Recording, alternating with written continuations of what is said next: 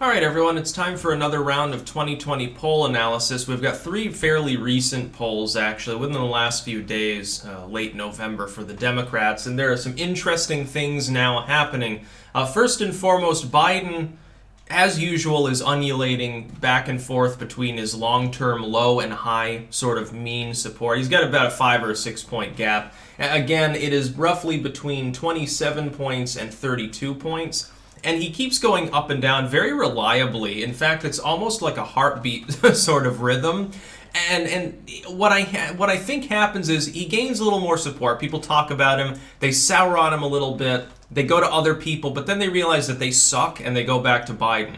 And it keeps happening over and over. Now, keep in mind something. The concept of the hard peak always holds true. And we need to think about this in two terms. First and foremost, even Biden, the frontrunner, has already had his hard peak. His ceiling's somewhere in the mid-40s, somewhere in 42, 43 points. It's not that high. But in a packed field, it doesn't matter if you can hit 50%. Trump knows this full well. He can, because of the crowded Republican field in 2016, because there were 3 or 4 other viable contenders that were gobbling up points, he only needed to be in the 30s, and he pretty much coasted to the nomination. By the end of Super Tuesday, anyone who wasn't medicated knew he was the nominee. There were people even saying that he wouldn't be the nominee as late as states like Indiana, the New York primary. It was hilarious, actually, at the time. There was one person who swore up and down until well after Super Tuesday that Ben Carson was going to be it. I remember there was that one, I can't remember exactly his name, the one who does remote viewing and pretends he's psychic and an occultist. He's totally a real occultist. He thought Jeb Bush would be the nominee. Oh, I saw it in a dream. I saw that they were gathered around Jeb and all of these other corporatists, and they were saying, yeah, Jeb, don't worry, you've got this. I remember plain as day how funny that was. I wish I could remember the channel because he totally zonked out like old beatnik looking dude. Anyway. Hello, kitty. Yes, it's poll time. I'm sure that if the cat ran for office at this point as a Democrat, probably would get more support than any of the morons in the race, because when the platform is meow, it would make more sense. First and foremost, though, the biggest thing we've got is that Buttigieg is now having his moment. He has finally broken into the double digits, and I have a feeling that this is because people started to know who he was. People started to know who Buttigieg was specifically because of Iowa polling. You got a couple polls from Iowa showing him on top, actually, out in front of Biden. Now, just because you win the Iowa caucus does not mean you become the nominee. It would be big for him. It would definitely get him some street cred. But the fact is, a lot of times, the person who wins Iowa loses everything else, specifically because Iowa's demographics are considerably older, somewhat more conservative and religious, and certainly a lot whiter than the Democratic Party. Winning Iowa would be a good thing for him. It's better than losing Iowa. But I wouldn't favor Buttigieg to be the nominee, even if he does. And of course, there's plenty of months left before Iowa votes for him to lose favor. He's being called a racist. He's being called a religious fanatic. He's being called a self-hating gay dude. And you know, of course, from the right, he gets called dude with Trump derangement syndrome, which is maybe more appropriate. The number of epithets hurled at him on a regular basis from the far left, because he happens to be a white male, is evidence of their own racism, evidence of their own ageism in some cases, because there's like, oh, he's under 40, he's not our man. That's funny because all 3 of the front runners are in their 70s. One of them is almost 80 years old. So those in glass houses should not be hurling bricks.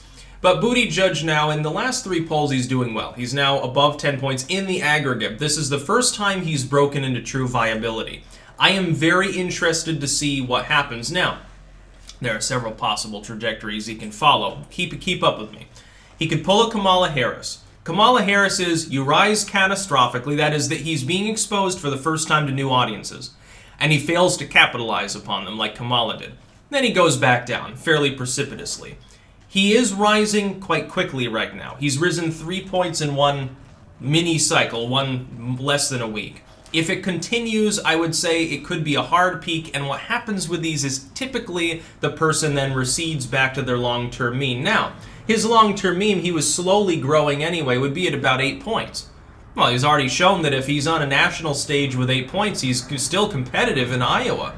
That's not bad. By the way, if you can come in from a distant 4th place and still win the Iowa caucus, that does demonstrate your power as a candidate. Buttigieg would certainly be viable long term. He would be capable of winning the nomination. It's just a long shot. Everything is stacked against him. You've got a long-term front-runner who's running at about 30 points in an extremely crowded race who has considerably more money and name recognition. You have 2 far-left challengers that are splitting the far-left vote, but they've consistently run around the same level, somewhere in the upper teens, low 20s. That's 70% almost of the entire vote between 3 people. We have to understand that in context, Buttigieg has to knock some of the lower tier candidates out of the way and maybe get their endorsement. He would have to say, like to Yang or Gabbard, he'd have to say, look, drop out and endorse me because you've got a very vicious fan base that'll really be great attack dogs. Fucking, I'll get you Secretary of State if I win. I'll make you VP or something. He has to parlay those political favors now that he's in a position to do so if other people start dropping. If somebody looks like they're going to drop, he needs to give them a phone call. That's the only way he's going to win this.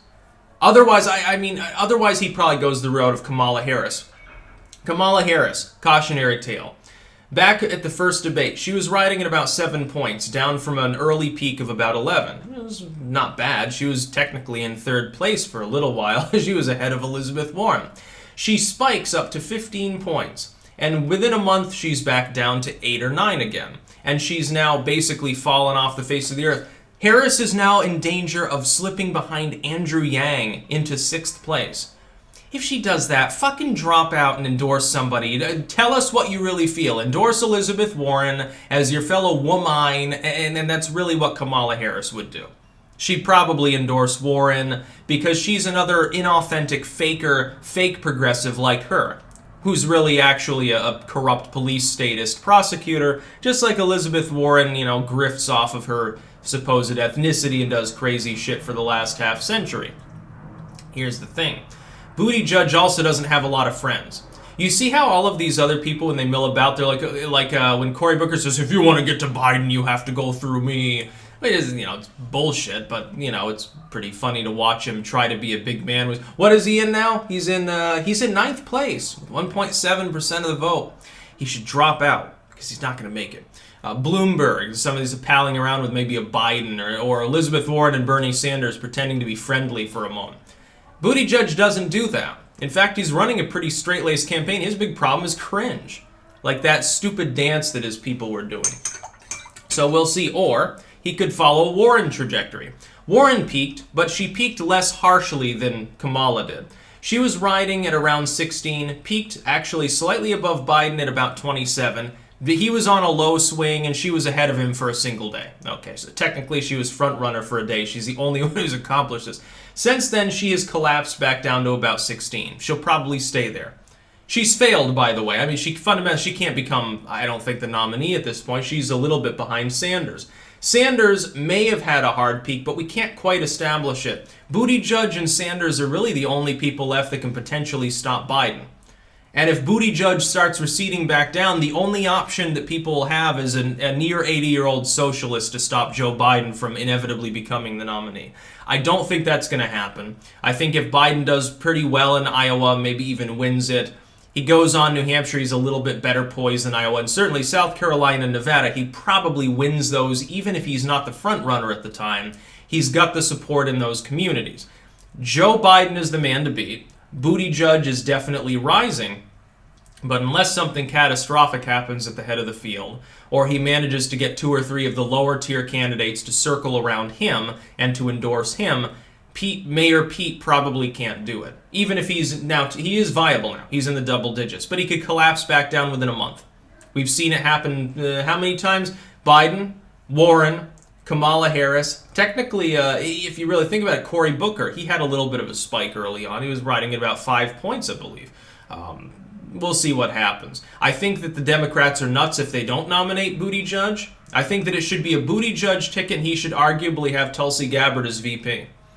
I think having a young, less dynastic, more outsider-style campaign, even if you say off-the-wall shit, which both of them have, that gets drowned out sort of in a haze of charisma because they're simply more well-spoken. It's sort of like a JFK thing. You could definitely win with such a ticket. The cat here wants attention. In addition to the cat that's already on my lap, see what I have to deal with. It's insane. These guys don't even care about politics. They can't even vote. That's about all. Peace out.